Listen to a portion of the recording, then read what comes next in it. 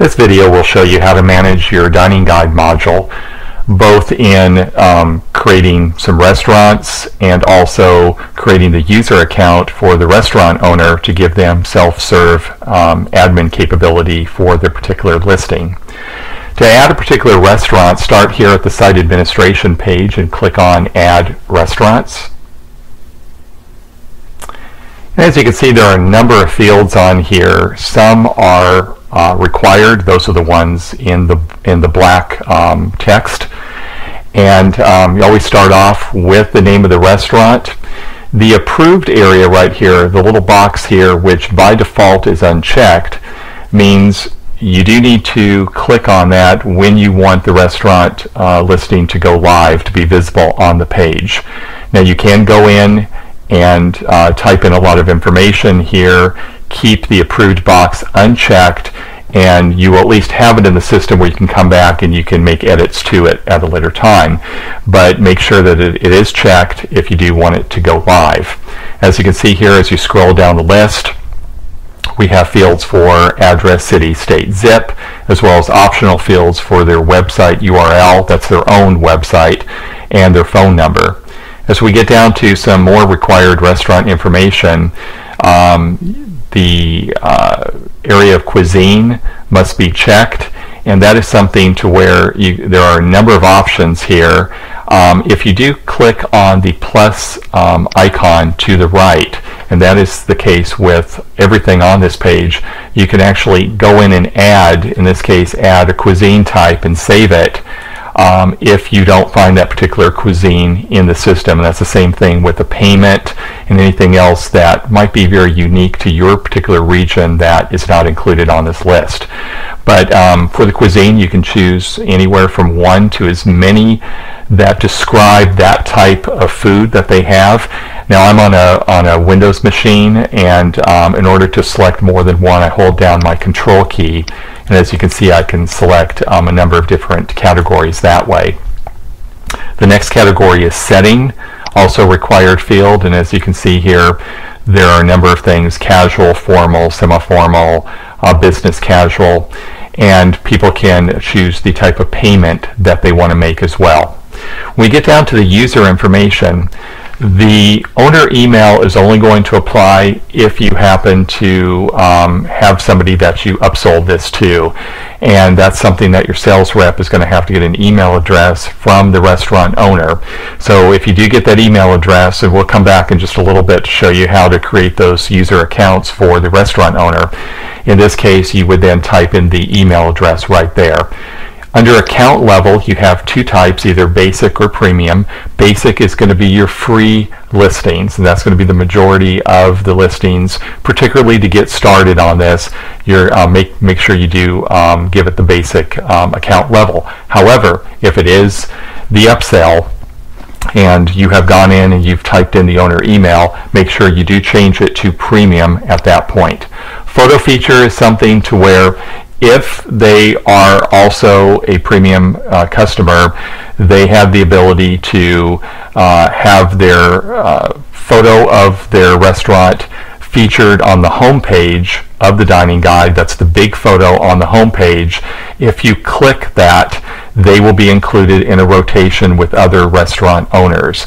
Now typically the photo feature is going to be standard with their premium account. However, if you do want that to be an additional charge, you can do that as well. But in most cases, if you do have if you type in the owner email, you put in the premium account level, you will want to click on the photo feature. So if that photo does not show up, and you're expecting the photo to show up on the home page, go back in here and make sure you did check the photo feature.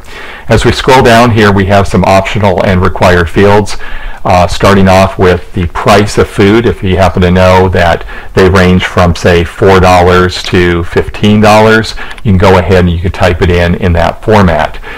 Everything else here these are all required fields. Everything from delivery, buffet, they offer smoking room, party room, etc.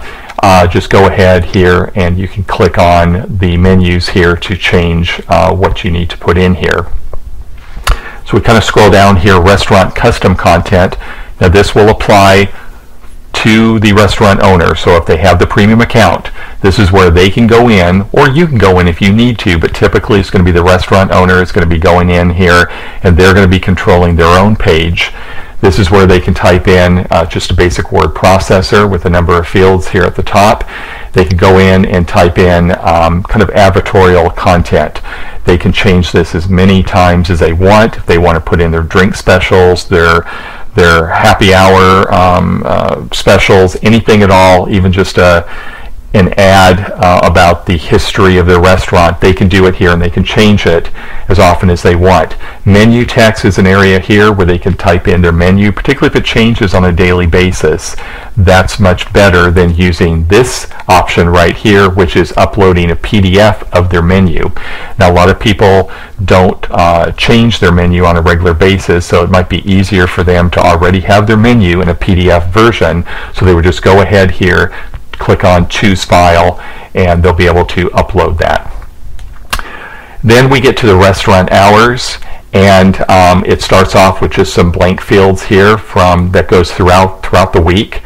Now, one thing to keep in mind is the system will record all the hours in military time. Now, that will not show on the live site. It'll be converted, but in this case it will show military time. But if you don't know military time, don't worry. All you have to do is click on the little clock icon here. So let's say Monday they open up at 7 o'clock in the morning. Just go ahead, click on 7 a.m. If they close at 9 o'clock at night, just go right here to 9 p.m. So you can see here it does put the military time, but you have already seen that it is 7 a.m. to 9. Now, it did record these in increments of a half hour. If for some reason they open up instead of 7 o'clock, but they opened up at say 7:15, you can easily just type that in. Finish out the rest of the week by filling in all these fields. If they're closed on a particular day, obviously you just keep that blank. And as a kind of a quicker way to get through here, if they open at the same time every morning, just go ahead and copy and paste this, and you'll be able to get that done much quicker. Then once you're done, click Save here. It'll return you back to the page. And if you want to go in and add, it says click here to add photos. You can also click to add a video as well. So to do that is just click here. And once you do that, you will then have the ability to upload your file. If it is a photo, it'll be a JPEG. If it is a video, it'll either be a Flash or a Windows Media file. And there are three options. Now, the video is pretty self-explanatory, but you have picture and top picture. Top picture is going to be your main bigger picture that is going to be included on their particular page at the top, where it'll show a large picture and then several thumbnails. Currently, we offer up to 10 pictures or videos, and so if you want it to be the big picture showing, you go ahead and you'd upload that picture first, and then choose top picture. Make sure you associate their pictures with their particular restaurant. So it'll be something to where you just choose that restaurant, and then after you're done, click Save, or actually click Save and add another, and it'll go much quicker. Go ahead and then choose another picture, and then at this point, after you've already chose the top picture, because you only have the top picture once, go ahead and choose Picture, assign the restaurant, and keep doing this until you've met your 10 photos or videos.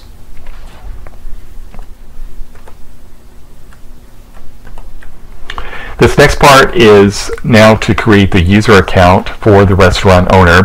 The sales rep will have gone out, did the upsell, will come back to you with the email address, and possibly the restaurant owner may have suggested already what their username should be as well as the password. If you have that information, then you just go ahead and you can type in what the restaurant owner wanted. If not, just give them their own username and password. At this point, you go into where it says users, click on the add user area there. And actually, because I'm in Chrome right now, it did detect my particular email address my particular username and password, but in this case, let's go ahead and create one called test user. As you can see, when I do test underscore user, it is one of those where you do need to either just as the case with a lot of usernames, we do have some requirements here. As you can see, it has to be 30 characters or fewer, and it does need to not be separate words.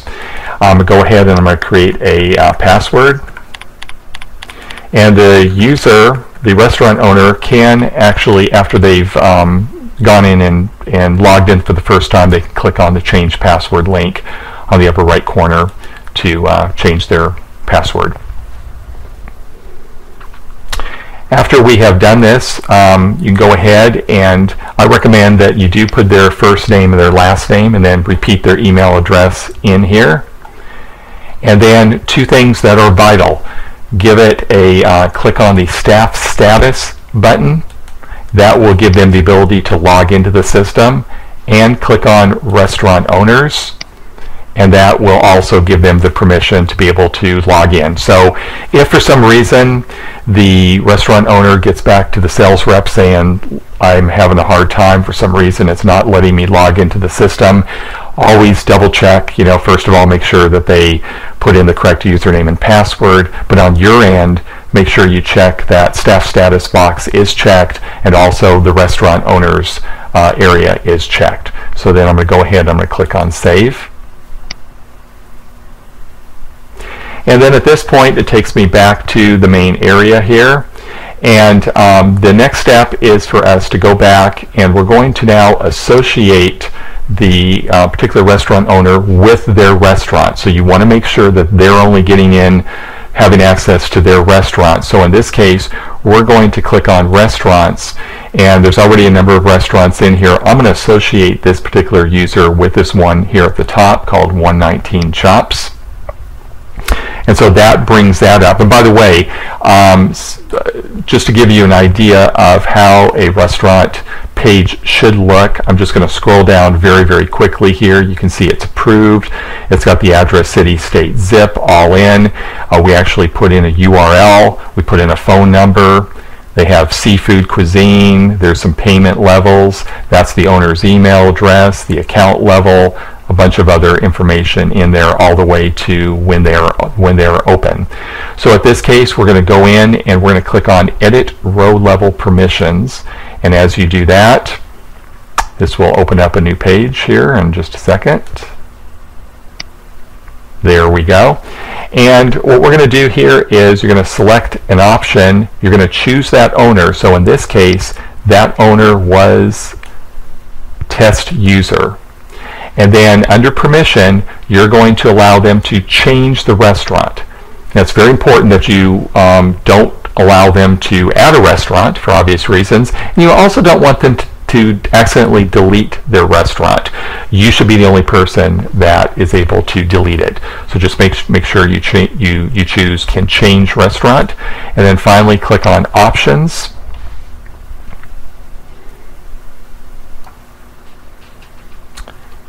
And let's see, and I did that right there, and then at this point it shows that test user can now change the restaurant, and we are done. We are now giving them the access to be able to do that. You can go in at any time, and as you can see here, if that restaurant owner no longer is part of the system, let's say they've stopped paying, they don't want to be a premium owner, do not go in and delete the restaurant. You may go in, and if you want to delete his user account, you just go back to the user area and delete there. But probably the easiest way is just to go back to the Edit Row Level Permissions area here, and where it says Test User, click that and click Delete. If you delete them from this particular system, which I'm going to do right now, and as you can see, he was deleted and he's no longer in the system. But that's how you manage the user accounts and how you add some restaurants to your dining guide. So good luck with the system and make some money.